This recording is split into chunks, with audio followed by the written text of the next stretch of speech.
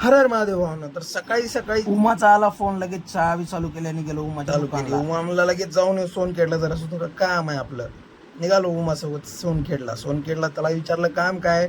बोला ATM मधून cash काढायची आहे. गेलाय डायरेक्ट सोनखेडच्या ATM ला. लगेच कॅश विड्रॉ केली. 40,000 कॅश पाहिजे होती आम्हाला. लगेच काउंट वगैरे करून घेतली. घरीच निघालो होतो. आला तहसीलदार साहेबाचा फोन, या म्हणले मोडावर चहा पिऊन. चहा काय मी घेत नाही. मग काय बसलो थोडा वेळ टाइमपास केला. इकडल्या तिकडल्या गोष्टी आणल्या.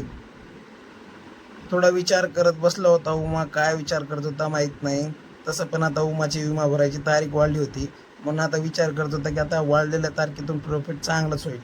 मग काय विचार करत करत तहसीलदार साहेबांनी घेतले चिप्स.